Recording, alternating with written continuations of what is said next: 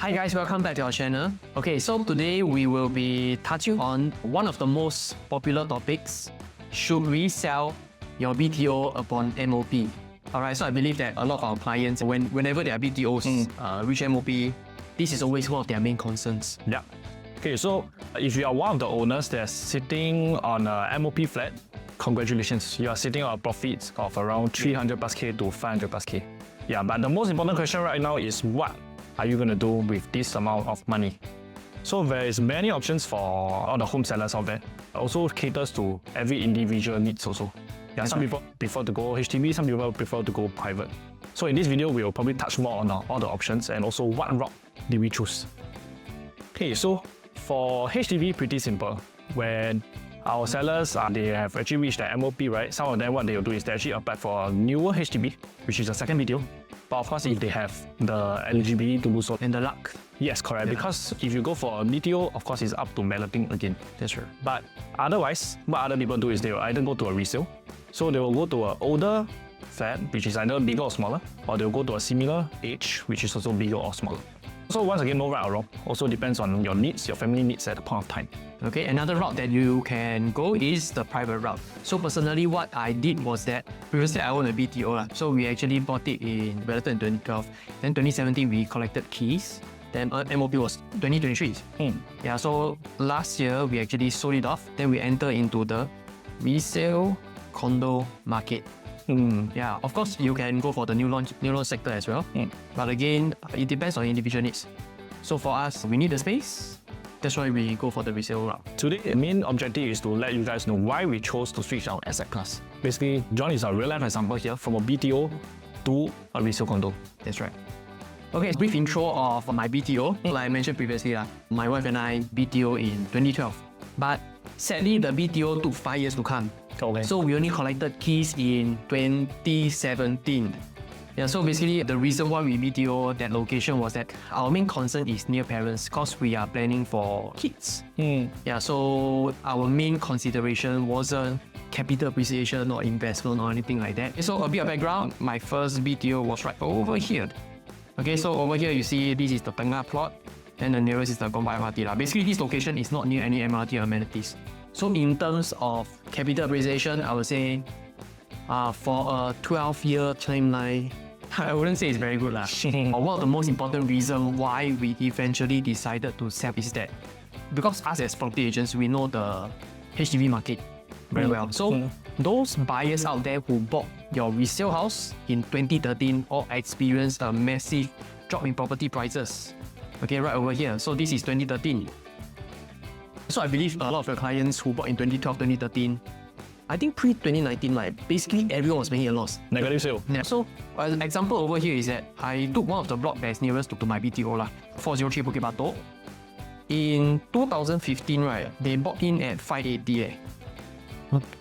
Then in 2019, the unit actually cost about 500K. So I think that is close to a 20% drop. Yeah, close to 100,000. So basically, I don't think it's just Bukit Batok. Basically, it's across the map. Whole of Singapore. I think you focus more on the north, right? Yeah. So I believe north also negative about 100 plus K. So for me, I target a lot on the west, right? Basically, everyone is making a loss. So I believe no matter where, very likely you'll make a loss. So basically, that was the main reason that motivate my wife and I to sell away our BTO. Because why? Post-COVID, there was actually a big jump. Main reason is that COVID actually delayed the BTO supply. Lack of supply, high in demand. Yeah, same demand. Again, drive the prices up. So our main concern was that will 2013 actually happen again? Yeah.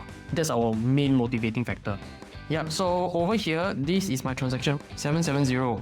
So before that, there was some higher transaction, basically 771, 790.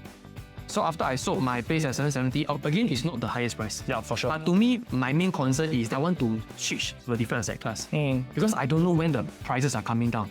But I would say I'm pretty confident or I'm really betting on the price coming down from HDB. So in May 2023, I actually sold it off at 770. I would say the price for this whole period actually didn't move much. And November 2024, the latest transaction was 785. Yeah, so over here we see one 830, So very likely 830 should be steady. Yeah, and normal pricing. So very likely that this 830 transaction probably has a higher level ceiling. Basically a top floor. So for homeowners out there, really what you all need to understand is, right, resale prices are supported by transactions and valuations. Yes. So once transactions start to dip, if they start to sell lower, right, all the owners will actually follow suit, then valuation will start to drop. So what John is trying to avoid here is actually trying to sell off before the transactions dip and also the volume dip, then also the prices start to drop, because by then, everybody will be in a very top pocket. That's right. So timing is also very important. We didn't really want to fight for another 10, 20,000 and miss our opportunity. To us, opportunity are way more important. And right now, I think they sold off at a very high, it's at the tipping point of HDB when they sold off. Yeah, we are quite confident. I think basically from 1 year ago, prices still go up in certain areas. We do see the transaction coming down. So more or less, I would say at the tipping point. Basically, HDB motto for BTO or resale HDB is affordable quality homes. That's why the prices cannot go up forever, indefinitely. It has to stabilize for buyers to be able to afford and live inside comfortably. Okay, so John, where did you buy? Okay, our main concern was space. Yeah, and in the West, there isn't much new developments going on.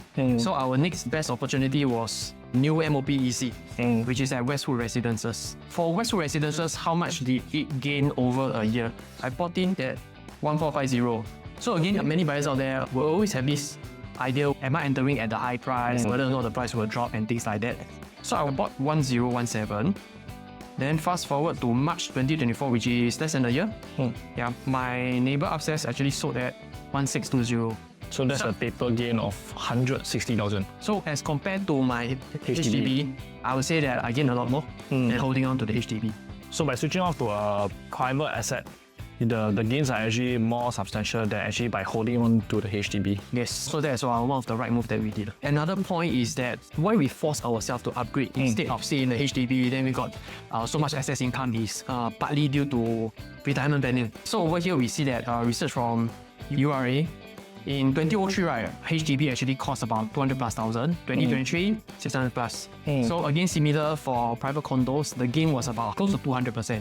But for landed, right, it's 550 to 3.1 million. So that's about 400 plus %. But the whole point we are trying to bring across here is that in terms of monetary sense, so for HDB it's about 400k increase. For private condos, it's about 1.1. Then for landed, it's a massive 2.5 million. So what we want to deliver here to you guys is you have to hold on to the correct asset class in order to plan better for your retirement. Because let's say any sellers out there, you are holding on to HDB for 20 years, it's fully paid. Right now, when you want to cash out, you are cashing out 637,000 cash and CPF. Yes. But if you come back 20 years ago, if you could have afforded a private or landed, what you can cash out 20 years later is actually like way more than if you hold on to a HDB. So in a sense, it's like a forced savings. Okay, so for John, maybe we can talk about what are your future plans after you have done your HDB upgrading to a private. So what are your future plans going ahead? So basically, in a nutshell, we are always looking to upgrade our assets. In 33, we sold off our HDB. We cashed out about 500,000 CPF and cash proceeds. We put into Westwood Residences with 1.45 million. Of course, we could have went for a bigger asset. Because of kids and family, we decided to be slightly more conservative. So moving on, definitely we are looking to sell. Yeah, so the time is right, the market is right, there's a suitable buyer come in, definitely we are going to offload. Then moving forward, there's two ways to go about doing it. It's either do private condo, or if you are lucky enough, we can go into a landed. So for this scenario, let's say if John, he further on down the road, he sells it at like 1.75 million, she'll be actually cashing out, for example, 800,000. So using this 800 plus thousand, actually he can just use this amount to down pay for the next house, which is about close to 3 million. So he actually have more varieties to choose from, definitely.